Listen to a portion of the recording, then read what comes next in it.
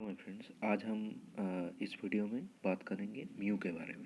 Okay, mu क्या है? हम सबको पता है। म्यू होता है, म्यू को हम बोलते हैं refractive index. Okay, refractive index.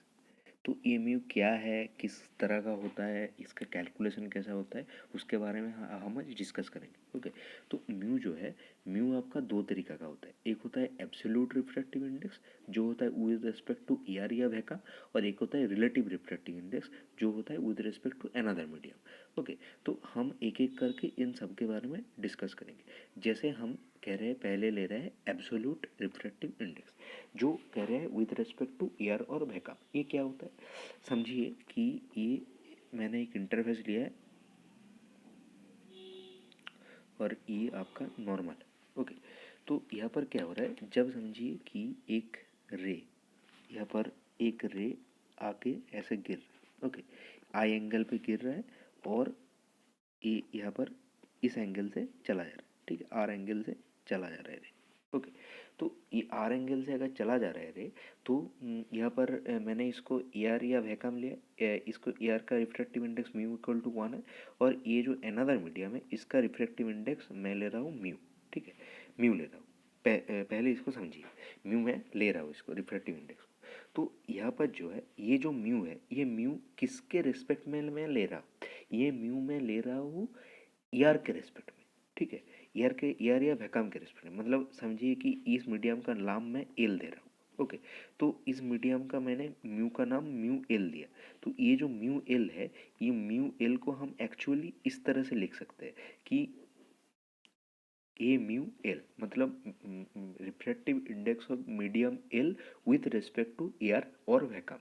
ठीक है, स्नेल्स लॉ में हमने पढ़ा था, स्नेल्स लॉ में हमने क्या पढ़ा था? Sine i divided by sine r equal to mu by one. जैसे मैंने पहले कहा था कि ये म्यू है, ये वन है, तो म्यू बाई वन, इसका मतलब क्या है? Mu L divided by mu A. तो ये जो म्यू एल है और ये जो म्यू है, ये इस म्यू ए का वैल्यू वन है, और म्यू एल जो है ये ईयर के रिस्पेक्ट में है। ठीक है, ईयर के रिस्पेक्ट में। तो हम यहाँ पर ए म्यू एल को क्या बता सकते हैं? ए म्यू एल को हम बोल सकते हैं mu L divided by mu A. इसका म्यू ए वन है, इक्वल टू म्यू एल, मतलब ए म्यू एल जो है वो म्यू एल के ही equal. Mu L is the absolute refractive index.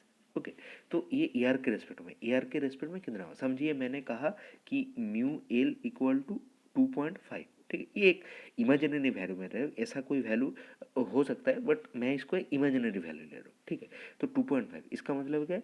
इसका मतलब है refractive index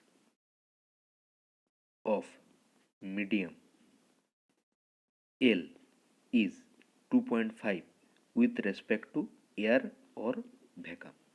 okay, with respect to air और वैक्यूम। अब हमको जब कुछ भी नहीं बोला जाएगा कि कौन सा वाला है, अगर समझिए कि आपको लिख दिया म्यू इंटू म्यू एम। ठीक है, इसका मतलब है refractive index of medium m with respect to air. यहाँ पर कुछ भी अगर नहीं लिखा होता तो हमेशा इसको एयर या वैक्यूम ले रहे हैं।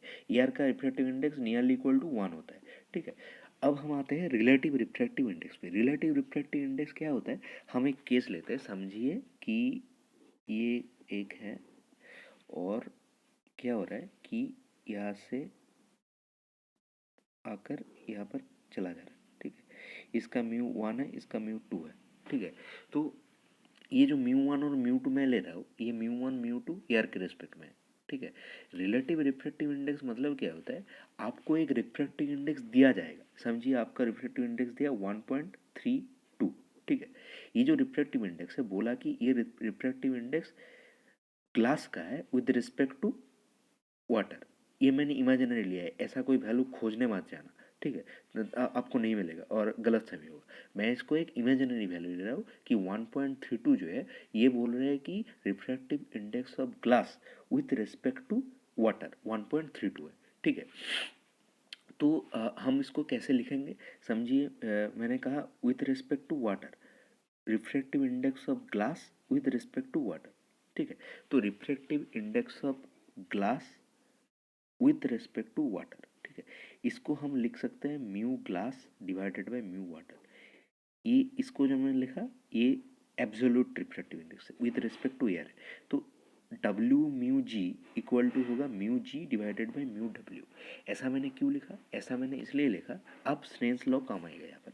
समझिए यहाँ पर आई है, यहाँ पर आर है। ओके, तो यहाँ पर क्या हो रहा है कि जो है कि मैंने मॉडिफाइड स्नेल्स लॉ ही मैं कर रहा हूँ। Mu one sine i equal to mu two sine r. इसका मतलब sine i divided by sine r equal to हो रहा है mu two divided by mu one. Okay, तो ये जो म्यू टू मैंने लिया है, समझिए ये म्यू टू म्यू ग्लास है और ये म्यू वन म्यू वाटर है, तो mu glass divided by mu water. इस स्नेल्स लॉ से ही ये आ रहा है। Mu water refractive index of glass with respect to water is refractive index of glass divided by refractive index of water। ये जो है ये आपका है रिलेटिव। ओके, और ये जो इंडिविजुअल मैंने लिया है ये आपका है एब्सोल्यूट।